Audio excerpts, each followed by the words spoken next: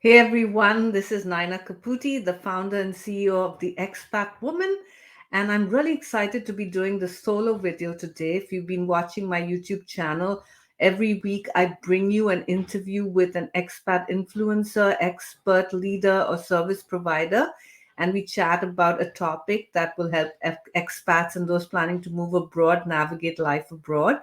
But today I decided it was time for me to do a solo video. I teach my clients and women with inside the Expat Woman membership all about putting yourself out there, stepping out of your comfort zone, kicking imposter syndrome to the curb. And I decided it's time for me to do the same. I do have another YouTube channel for LinkedIn users because I'm also a LinkedIn coach and trainer, and I have been doing videos there, solo videos there for over a year, teaching people tips and tricks and how to's on how to leverage LinkedIn to stand out on the platform, open themselves up to new opportunities, build their network, optimize their profile.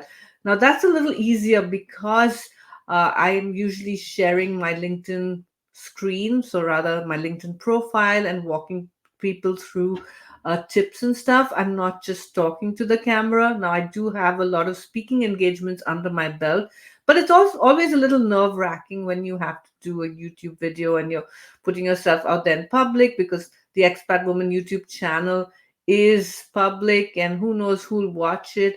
But that's all, imposter syndrome, that little voice in my head saying, oh, come on, why, who are you to do this? You're going to fail. You're going to make a fool of yourself. So finally said, who cares? I'm just going to do it because I do want to build my YouTube channel. I do want to share value, my expertise, my knowledge with all of you, not just by interviewing my guests, but I also feel that I need to do this on my own. All right, so today we're going to talk about a topic that really interests me. It is about ChatGPT. I've been using ChatGPT for the last maybe 6 to 8 months, and I've been using it a lot. It's kind of my virtual assistant. I do have a couple of other virtual assistants, but I ChatGPT has been a huge boon with helping me with various tasks that I do both personally and professionally. And today I'm going to talk about how expats can navigate ChatGPT to, learn how to live in a new country, learn about how, language and culture. So before I ramble any further, I'm going to share my screen and get into this whole chat GPT thing. So let me share my screen. Give me a second, please, while I pull up my the chat gpt. And if you're wondering what is chat gpt is really an AI tool, artificial intelligence tool, and it's real. As I said, it's like your virtual assistant. You can ask it questions, you can ask it to do tasks for you. I'm going to walk you through some tasks you can ask it to do as an expat, right? So yeah, you can see the start tips for getting started. Ask away. ChatGPT can answer questions, help you learn code, brainstorm together, and much more. Chat, don't share insensitive information. So that's very important to keep in mind. Chat history may be reviewed or used to improve our services in our help center. While we have safeguards, ChatGPT may give you inaccurate information. It's not intended to give advice. So just keep that in mind, especially if you're using ChatGPT to write content. Make sure that you use it as building blocks, but I would say double check your facts, especially if you're asking it for specific numbers, or even if you're using it in your expat life to find out about certain things. And I'll walk you through some of the things you can do with chat gpt. You still want to make sure that the information is correct, and if you're using it to create content, you want to make sure that you change it and use your voice. First of all, people buy from people, so you want to sound authentic. And secondly, ChatGPT is just getting this information off the web, so you don't want to be plagiarizing someone else's information. Not done enough research to really know if ChatGPT's is creating that information or they're just pulling it off the internet, and this information is written by someone else. So just some things to keep in mind. Okay, but it's still, it's if you use it in the correct way and sometimes take some of the stuff with a pinch of salt, and still be genuine, and as I said before, use your own voice. It's going to be amazing. Okay, so let's, yeah, so chat, it's telling me more stuff. It now has memory across chats, keep the conversation going.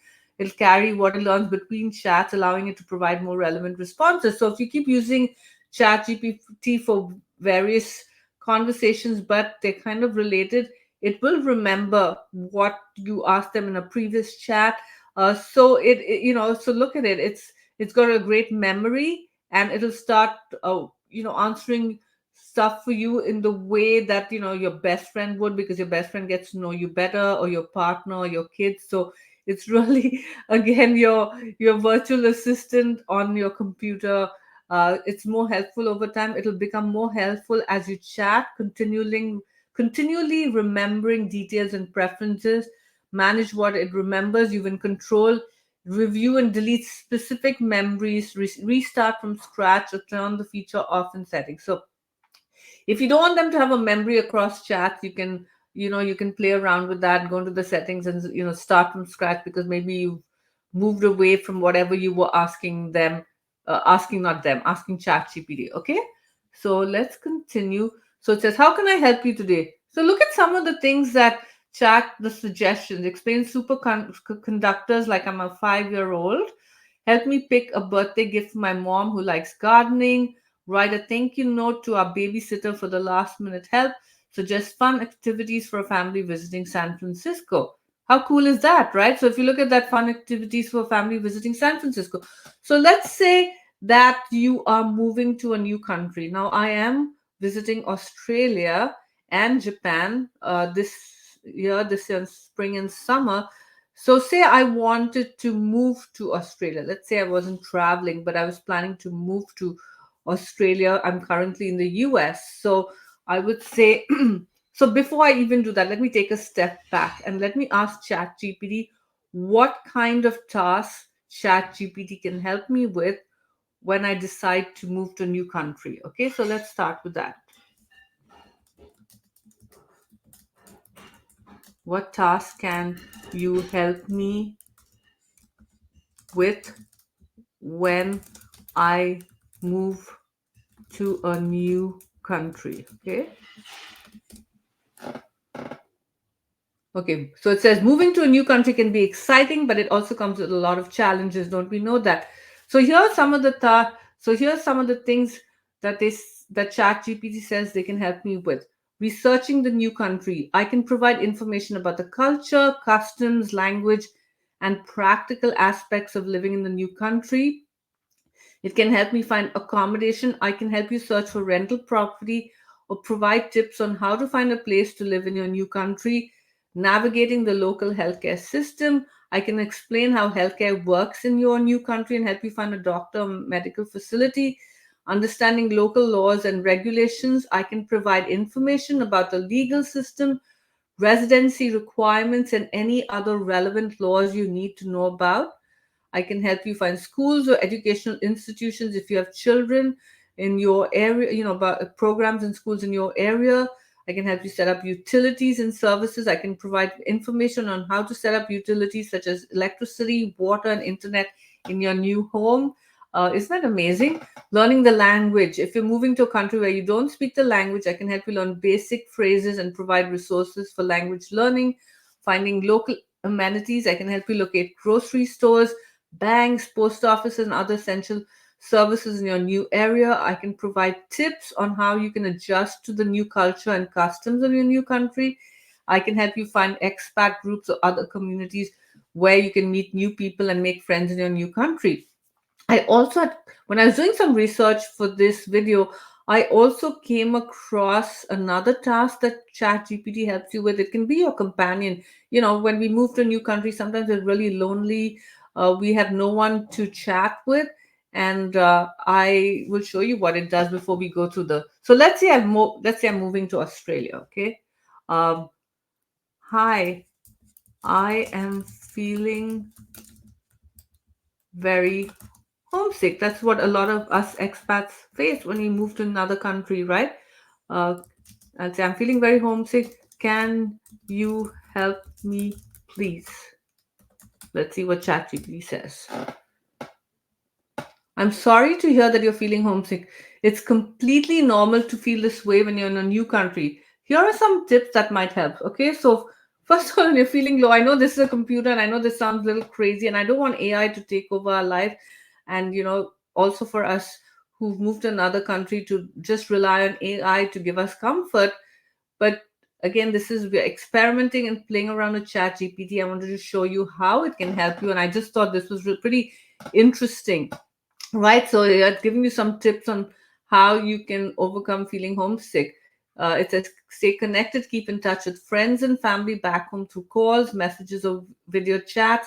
Knowing that you're still connected to your loved ones can help alleviate feelings of loneliness. Create a familiar environment. So surround yourself with familiar items from home, such as photos, decorations, or foods you love. This can help make your new space feel more like home. I love that. I think that's so important, right? Uh, Even if you live in a place, maybe a landlord, you're staying in a hotel. I mean, when you talk about the landlord, maybe the landlord says you can't hang pictures on the wall. You can still put stuff up. You could, put up stuff against the wall, or maybe there's some temporary sticky tape you can use to stick stuff up. You can maybe have handicrafts, maybe you can buy foods from the local, from maybe, if like I'm Indian, right? So when I moved to the US, I did locate the Indian stores, and I was able to buy Indian food. Even now, 20 years later, almost years later, I still, my go-to comfort food is Indian food, and I know the restaurants and I know the stores that sell Indian food. And with the world getting more global, I think it's sometimes easier to access those foods. If it isn't, maybe you can recreate them. Uh, Most of us have photographs, maybe you have some decorations. Then it talks about explore your new surroundings. Get out and explore your new city or town. Discovering new places and activities can help you distract from feelings of homesickness and make you feel more at home in your new environment. Another great tip, because for many of us, uh, we're so feeling so low, and we're so turned in on ourselves and just missing our country so much. But I think just exploring the place you've moved to, getting excited about it, maybe playing tourist might help. When I moved to the US, it's a long story, and maybe I'll do another video about how I landed up here, then in New York first, and then moved to San Francisco. But I was so desperate to find a job when I moved to San Francisco. I didn't really play tourist. I should have spent time, going to the local cafes, and I was also worried about money. But if I had just said, okay, I am going to get a job, I'm going to be able to, you know reimburse whatever I've spent. Let me start having fun. And the same thing in New York. I came to New York to study film, and I never even went for a Broadway show because I was so, just like, oh, I don't want to do it. I don't want to try new things. I'm feeling lonely. I'm feeling homesick. I'm worried about money, and money comes and goes. So unless you're spending extravagantly, I think it's important to have some fun. And in a lot of places you don't even need to spend anything. You can just walk around, and many countries have local events that are free, and places you can visit for free. So again, ChatGPT is telling us that what we can do: establish a routine, create a daily routine, can provide a sense of stability and normalcy in your life. Oh my god, sorry, that was my phone, my daughter's piano class, which she doesn't have today because it's spring break. Create a daily routine. Yeah, like eat meals at regular times. I think exercise is so important. Walking, doing hobbies that you enjoy. Try to make new friends in your country. We all know that. Joining clubs, classes, community groups. So again, many of these things we know, and I'm just comparing it with, say, if you went to a expat coach. I'm sure they tell you a lot of things that ChatGPT is telling you, but you maybe can't afford an expat coach right now. So ask ChatGPT to help you. And very important, I like that ChatGPT says, is be kind to yourself. It's okay to feel homesick, and it's important to be patient and gentle with yourself as you adjust to your new surroundings. Acknowledge your feelings. So when you feel low, ChatGPT is saying it's totally normal to feel low, to feel homesick, and just be patient with yourself. Things will get better. Believe me, I've been here 21 years. Of course, when I come back from India, every time after I visit my mom and my relatives and friends. I do feel homesick for a little bit, but it's so much easier than when I first moved here. And then it also tells you if you're feeling overwhelmed by homesickness of these feelings persist, consider talking to a counselor or therapist who can provide support and guidance. So since we're talking about homesickness and feeling low, I'm going to say I am in Australia uh, and would like to talk to a counselor or therapist. Can you provide me with some resources or suggestions? Okay. In Australia, there are several resources you can use to find a counselor therapist. Look at this. So they're giving me examples. BetterHelp, an online counseling platform that provides access to licensed therapists. I'm not going to go through all these, but you can just see if you're reading my screen, you can see Mindspot Clinic, eHeadspace, Australian Psychological Society. Find a psychologist service. You can use their search tool to find a psychologist in your area. And then they tell you about local mental health services depending on where you're located in Australia. There may be local mental health services or community health centers that offer counseling or therapy. Okay, so they've given me some specific names and they've given me links to their websites, which is really cool. And then they also give me like a generic suggestion. Okay, so say I'm getting therapy, I'm getting help, or maybe I haven't. Maybe I want to find out what kind of health insurance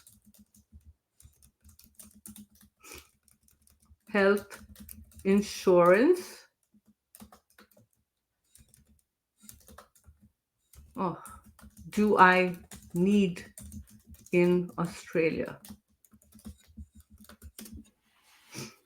In Australia, there are two main types of health insurance. Medicare, it's the public health insurance in Australia, which provides access to a range of health services at no cost or at a subsidized rate. And then there's private health insurance. So, private health insurance is optional in Australia, but many people choose to have it to access additional healthcare services and avoid the public health system's waiting list. Okay, private health insurance can cover things like private hospital stays, specialist consultations, dental care, optical care. Sorry. And then they say there are many private insurance providers in Australia. And with Medicare, it says it covers things like visits to GPs, public hospital stays, and some prescription medications. To be eligible for Medicare, you must be an Australian citizen, permanent resident, or hold a certain type of visa. If you're living in Australia on a temporary visa, you may not be eligible for Medicare and may need to consider private healthcare to cover your healthcare needs.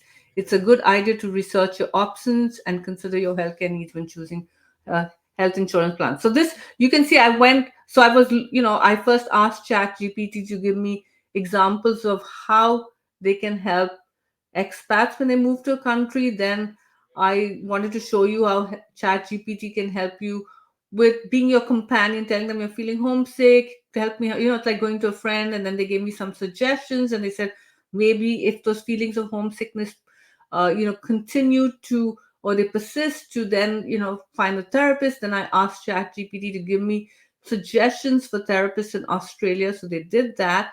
And then I asked them to on about how can I, get health insurance, what kind of health insurance is there in Australia. So they provided me with that. This is just one example. You could say, how can I find housing in Australia? Okay, finding housing Australia can be done through various methods. You can use real estate websites. So it's giving examples of real estate websites like Domain, realestate.com.au and rent.com.au. They list a wide range of rental properties across Australia. And then they tell you about classified ads, joining local Facebook groups or community pages, which I think is great. I definitely encourage you, if you are moving to another country or even traveling to another country, or you're already moved to the country, look for local Facebook groups. And you can then, ask questions in those groups about finding, whether it's finding renting or housing. And I love, again, it's given me some generic suggestions, but it's also given me some very specific, websites and stuff. So again, this is just an example of how you can use ChatGPT to help you with get specific responses to any issues or challenges you face, or helping you with finding housing, finding health insurance, maybe finding a job. How do I find a job? I find a job in Australia. I'm just typing this in now in ChatGPT. Let's see what they say. Finding a job in Australia can be done to several methods. Okay, so it's telling me about me updating my resume and tailor it to the Australian job market. So you can see it's also giving me some specific skills. If I was to move to Australia, I'm not moving to Australia. I'm only visiting for not a couple of days, for about a week for my cousin's wedding.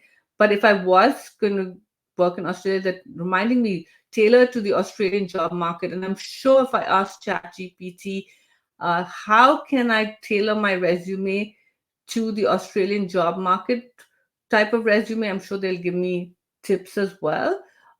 Maybe we'll do another ChatGPT overview and experiment on how ChatGPT can help you specifically with your resume. It tells you about online job boards like Seek, Indeed, and Jora list job vacancies across various industries in Australia. You can search for jobs based on location. Networking can be a valuable tool for finding job opportunities in Australia. Of course, they're saying connect with professionals on LinkedIn. Then they talk about recruitment agencies. So I'm sure if I entered name some of the recruitment agencies, ChatGPT would pull up some names telling us about companies.